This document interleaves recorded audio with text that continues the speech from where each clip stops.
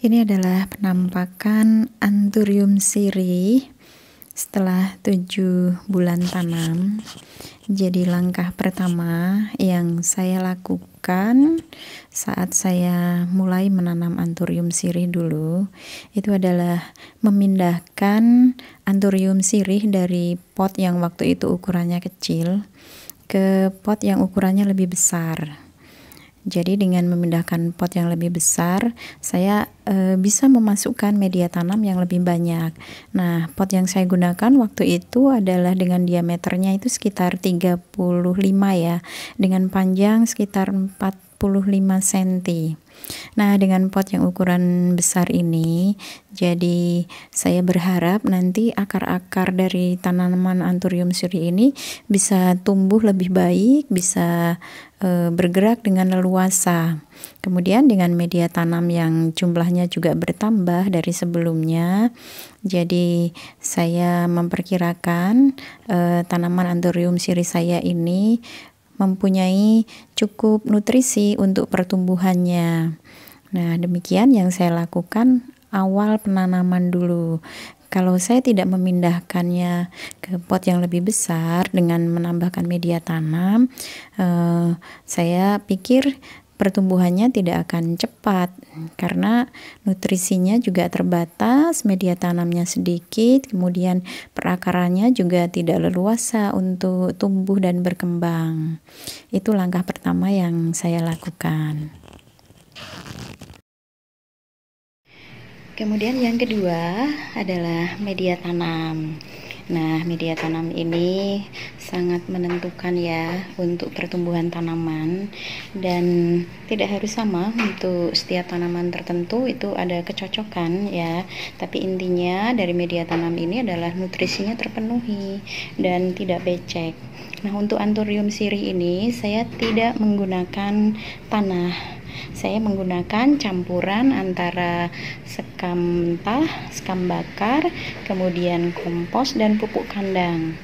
Sudah tentu untuk pupuk kandangnya yang sudah kering, yang sudah difermentasi.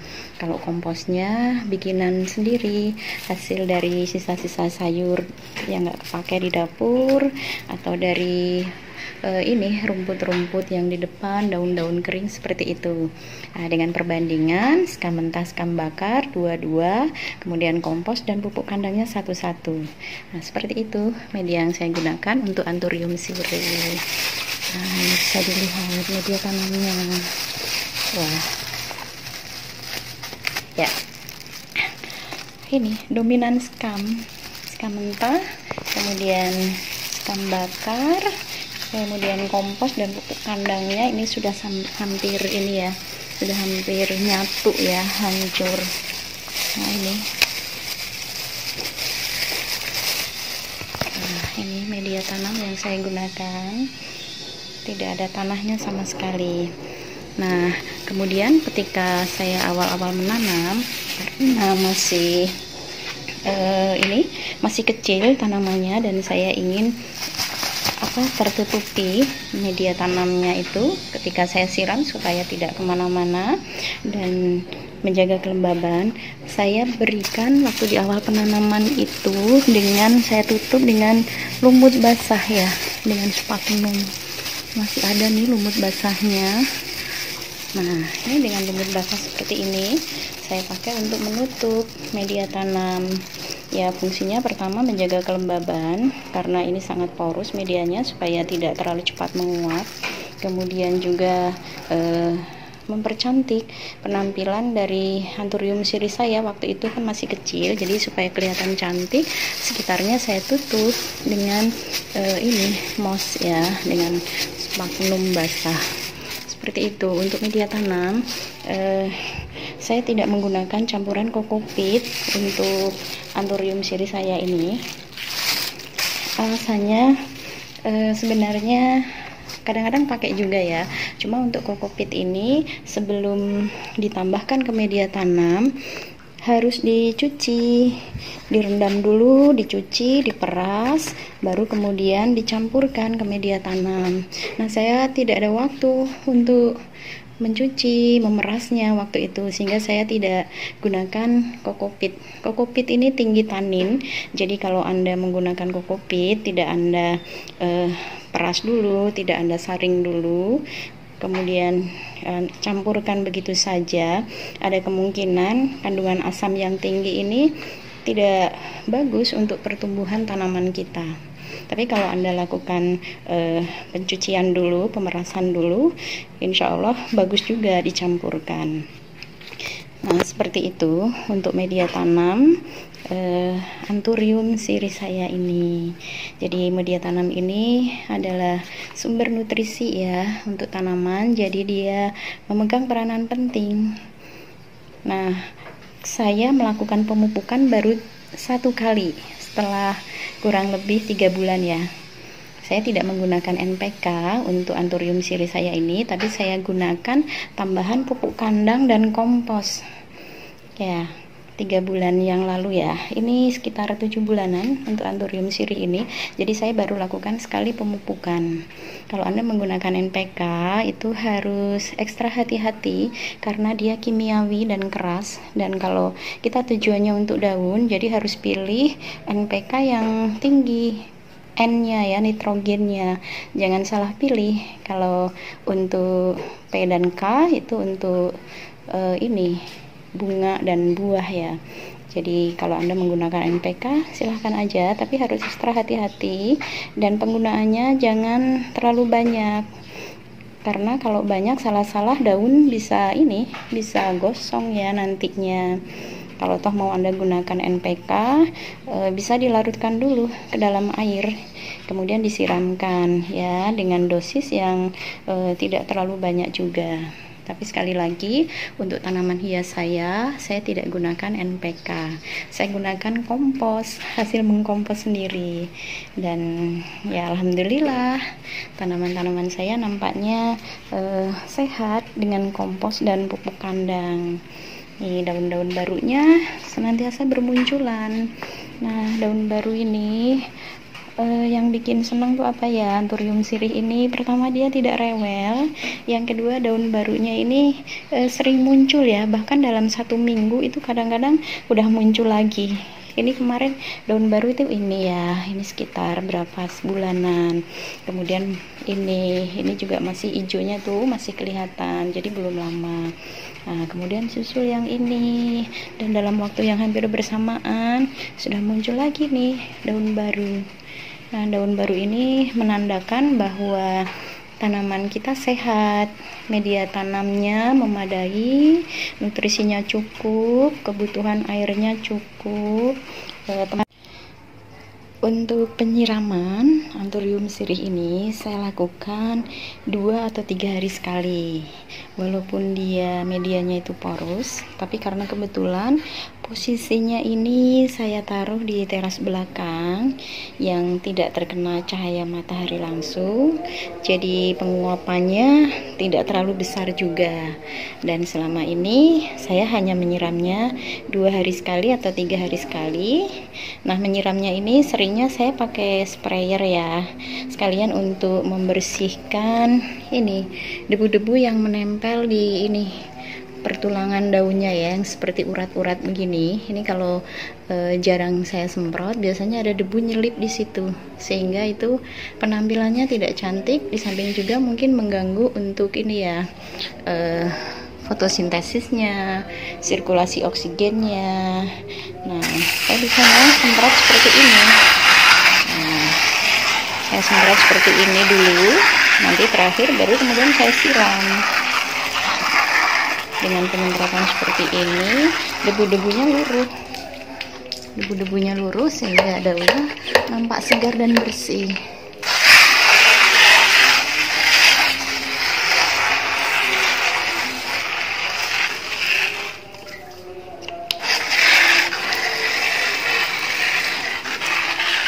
Nah, kelihatan segar kalau sudah disemprot seperti ini. Nanti terakhir baru disiram.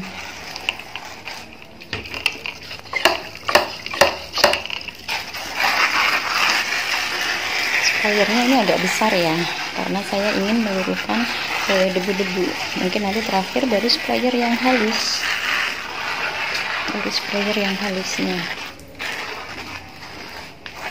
tapi kadang-kadang juga saya pakai embrat yang besar juga.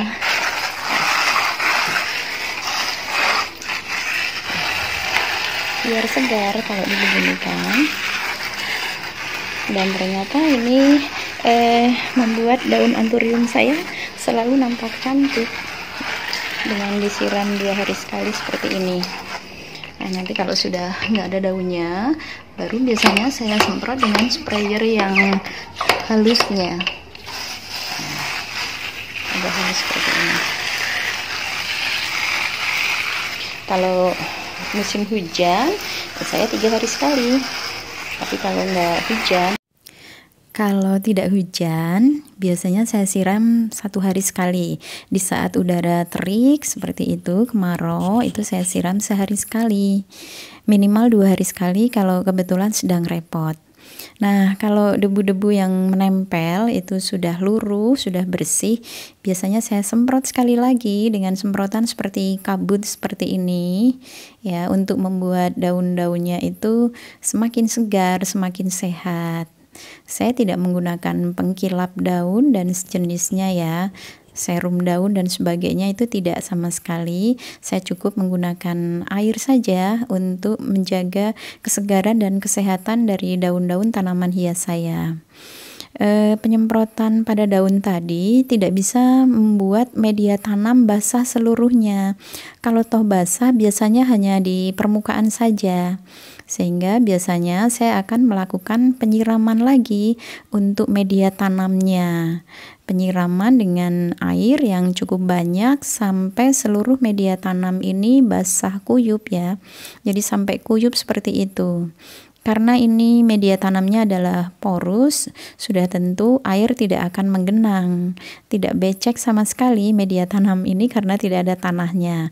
Dan airnya biasanya langsung turun, nah, bisa dilihat nih, airnya langsung ke bawah seperti itu. Tapi ini cukup membuat media tanam ini terjaga kelembabannya untuk 2-3 hari ke depan. Karena dia berada di bawah naungan, ya ada atap di atasnya, jadi tidak panas terik.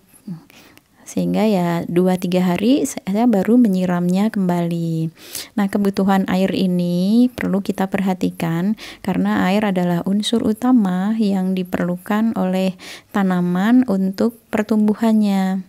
Jadi kalau dia kekurangan air, sudah tentu pertumbuhannya juga akan terhambat, daunnya bahkan bisa layu. Nah, karena tanaman hias saya ini menggunakan media tanam yang tidak berat ya, yang porus, sehingga saya dengan mudah bisa memindahkan pot-pot tanaman hias saya ini ke tepi kolam untuk saya siram sampai basah seperti ini. Dan itu tidak berat ya buat saya karena ya ringan tadi. Air tidak akan membasahi lantai di mana tanaman hias saya ini berada, sehingga tidak perlu saya mengepel dan sebagainya. Karena kalau ditaruh di pinggir kolam ya airnya langsung turun seperti ini. Nah, sekarang yang keempat ya, tentang kebutuhan cahaya matahari atau pencahayaan. Apakah tanaman hias indoor seperti Anthurium siri ini sama sekali tidak butuh cahaya?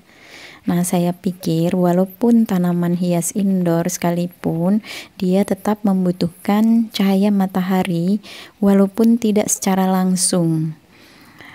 Kalau sama sekali tidak mendapat cahaya matahari dalam kurun waktu yang lama, maka daun-daunnya ini tidak akan sehat, tidak akan mengkilap, dan mungkin akan mengundang datangnya jamur, juga penyakit-penyakit yang lain. Daun biasanya akan kusam, sehingga untuk tanaman hias indoor kalau ingin sehat, ingin bagus, itu tetap mendapatkan cahaya tapi tidak secara langsung. Nah, ini berada di teras belakang. Kebetulan untuk bulan-bulan tertentu itu terkena paparan cahaya matahari pagi sampai jam 10, tapi terhalang oleh kanopi di atasnya. Kalau kebetulan mataharinya bergeser, kemudian di teras belakang saya ini tidak terkena paparan cahaya matahari sama sekali, biasanya selang 3 bulan ya, tidak mendapatkan cahaya. Saya biasanya mengeluarkan tanaman-tanaman indoor saya ini ke halaman depan untuk mendapatkan cahaya matahari pagi minimal 1 jam ya. Jam 7 sampai jam 8 itu cukup ya, atau jam 8 sampai maksimal jam 9. Nah, dengan cahaya yang memadai untuk tanaman indoor, maka daun-daun tanamannya ini akan tumbuh sehat, mengkilap ya, seperti ini. Cantik nih. Daun mudanya justru coklat ya untuk Anthurium ini. Dan saya tidak menggunakan pengkilap daun, mereka sudah mengkilap secara alami. Sahabat semua, itu cara-cara yang saya lakukan dalam merawat Anthurium siri.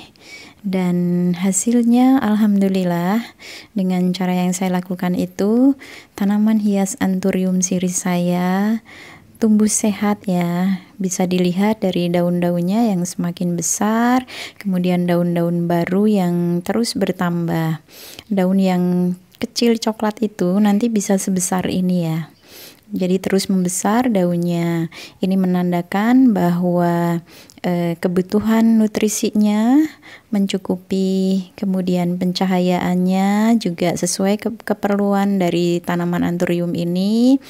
Perakarannya tumbuh dengan baik, kesediaan airnya memadai. Nah, saya kira itu hal-hal yang diperlukan oleh Anthurium siri untuk bisa tumbuh dengan baik. Bahkan sekarang yang membahagiakan sudah tumbuh tunas anakannya nih, ada 3 kalau nggak salah ya. Mungkin nanti kalau luang waktu saya akan pecah tunas anakan ini. Nah, saat ini saya sedang menikmati dulu kerimbunan dan keindahan dari tanaman Anthurium siri yang saya tanam ini. Nah, ini sudah ada calon daun baru lagi nih, padahal daun muda-mudanya itu masih belum terlalu besar, tapi sudah menyusul lagi calon daun yang baru. Sangat membahagiakan sekali melihat tanaman hias yang kita tanam tumbuh dengan sehat. Demikian sahabat semua, informasi yang bisa saya bagikan tentang bagaimana cara saya merawat tanaman hias Anthurium siri ini. Semoga informasinya bermanfaat untuk sahabat semua, khususnya para pecinta tanaman hias daun, yaitu tanaman hias Anthurium siri ini. Semoga apa-apa yang kita tanam membawa manfaat, menjadikan kita semakin bahagia, semakin bersyukur kepada Sang Pencipta Pencipta yang telah menciptakan beragam tanaman di muka bumi ini untuk diambil manfaatnya oleh manusia, termasuk yang telah menciptakan beragam tanaman hias yang bisa kita nikmati keindahannya, keelokannya, dan semakin menambah rasa keimanan kita kepada Sang Pencipta. Maha Kuasa Allah atas segala sesuatu yang Dia ciptakan. Salam hijau sahabat semua.